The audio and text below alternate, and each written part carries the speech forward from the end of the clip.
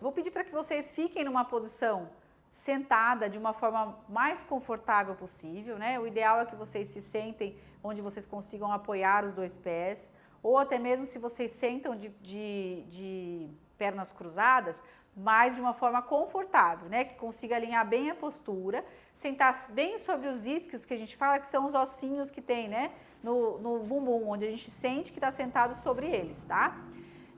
Lembrando que os músculos do assoalho pélvico, né, estão aqui, nesse buraco aqui, né, a gente fala que como se fosse uma rede de sustentação aqui, e aí quando vocês, vou mudar essa posição para vocês, quando vocês fizerem a contração é como se eu aproximasse, então é como se eu fechasse aqui, porque é a posição onde ele está. Como se esses ossinhos que eu falei para vocês, né, sentem sobre os ossinhos como se eu quisesse aproximá-los.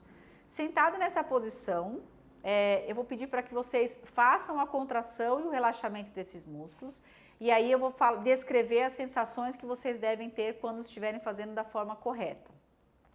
Esses músculos, vocês vão pensar no seguinte, né? Às vezes muita gente orienta exercícios de contração e relaxamento, mas de formas aleatórias.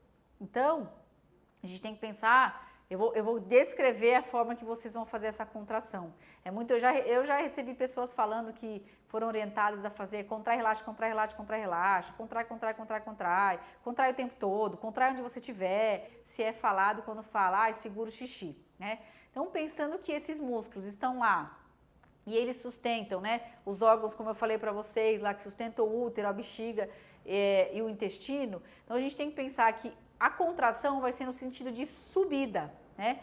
E aí, o que eu tenho que pensar? Eu tenho que imaginar que eu quero subir, né? Então, contrair tanto a vagina como o ânus, então, como se eu quisesse segurar. Eu costumo ensinar a falar, imagina que você quer soltar um pum e não pode fazer isso agora, e aí você tem que contrair.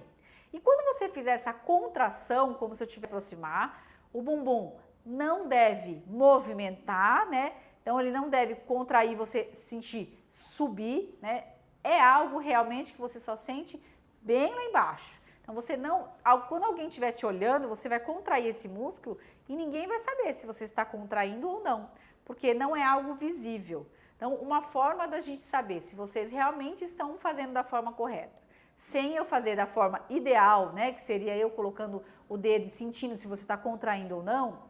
Então, é que você consiga perceber que está fechando, subindo e que nada mais se mexe. Então, que a coluna não mexe, que a perna não fecha, que o bumbum não contrai, tá? Então, pensar que essa contração dos músculos do assoalho pélvico para a gente trabalhar o treino, né, o treinamento deles de força, de resistência, é algo imperceptível quando tem uma pessoa à sua frente, né? Algo só de sensação. E aí você deve fazer no sentido de contrai e relaxa. E o relaxa vai ser sempre esse tempo um pouquinho maior. Então, contrai e relaxa. Contrai e relaxa. Esse relaxa é super importante para que vocês não criem tensão nesse músculo. Para que, imagine como se eu estivesse fazendo aqui, né, nos ombros. Então, quando eu faço uma contração, se eu não relaxar muito, a próxima contração ela não é tão boa. E aí é aquela percepção que algumas de vocês acabam relatando que eu não estou percebendo se eu estou contraindo ou não. Talvez seja isso. Então, quando realmente vocês conseguem contrai e relaxa, ó como a contração fica maior e mais efetiva. Então, um músculo forte é um músculo que sabe contrair e relaxar. Né? O músculo tenso não é um músculo forte. Então, por isso que vocês devem fazer essa contração e esse relaxamento. O relaxamento não é fazer uma força expulsiva, é simplesmente deixar descer. Então, o músculo subiu e desceu. É lógico, se por acaso algumas de vocês estiverem percebendo que estão com muita dificuldade de sentir esse movimento, o ideal é que faça realmente essa avaliação com o fisioterapeuta para que vocês avaliem essa possível disfunção e você consiga ter uma melhor orientação sobre o que seria essa contração e esse relaxamento. Outra dica que eu dou quando a gente quer pensar em se sabe relaxar ou não, É quando vai fazer xixi, eu percebo que se eu ficar um pouquinho mais, vai relaxar e vai sair um pouquinho mais. Então isso é realmente relaxar, né? Porque às vezes é pressa para tudo, é tanta coisa que a gente quer fazer correndo, que eu acabei de fazer xixi, já levanto, já saio, já tenho outra coisa para fazer, já estou pensando em 1000 coisas, então acaba nem conseguindo relaxar, né? E de uma outra certa forma, o assoalho pélvico ele tem ligação com todo o resto do corpo. Então, uma mulher muito tensa, né, tanto antes da gestação ou durante a gestação, pode impactar em tensionamento desses músculos também, tá? Só mais uma dica assim para facilitar para quem ainda não conseguiu ter bem essa percepção de aonde que são esses músculos, aonde que contrai, aonde que relaxa. A gente pode pegar uma toalhinha de rosto, sentar sobre a toalha. Então, quando sentar sobre a toalha, vai sentar sobre essa região.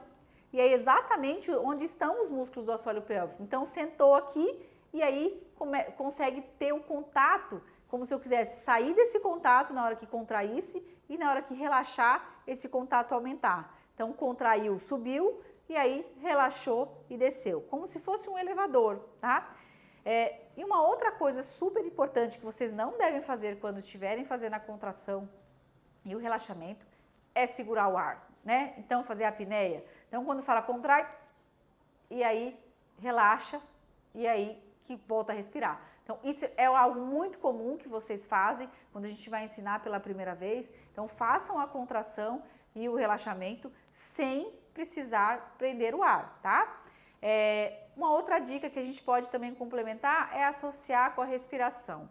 Quando vocês fazem a inspiração, que é puxar o ar, o seu diafragma, né, que é o músculo aqui da respiração, ele vai baixar e aí o assoalho pélvico também vai relaxar. E a hora que vocês soltarem o ar, vocês vão subir lá, contraindo o assoalho pélvico e o diafragma também vai subir, né? Então, pensando que é como se fosse, né, aqui no tronco, a gente tem o diafragma aqui em cima e o assoalho pélvico aqui embaixo. Então, puxou o ar, os dois descem e na hora que solta o ar, os dois sobem, tá? Mas é importante que não mantenha a apneia, que não segure o ar durante a execução, tá? Então, eu acredito que com essas dicas vocês vão conseguir fazer bem essa contração, esse relaxamento.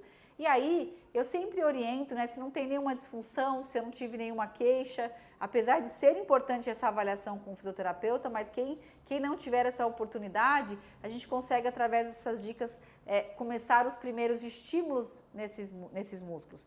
E aí, o que é importante? Fazer quantas vezes, todos os dias?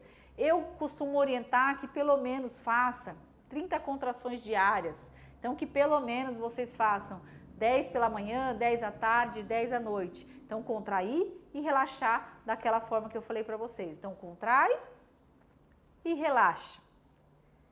E aí, demora um pouquinho, contrai e relaxa 10 vezes. E por que não 30 ao mesmo tempo, né, de manhã ou à noite? Porque você pode fadigar esses músculos, pode cansar esses músculos e acabar não conseguindo fazer uma contração tão efetiva. Então, por isso que é importante que vocês façam, né, pelo menos esses 3 vezes ao dia dessa forma, tá bom? Então, mais uma dica aí para vocês, trabalhar o assoalho pélvico, que é super importante também para prevenir lá no pós-parto também umas queixas bem comuns também de incontinência urinária, tá bom? Até mais!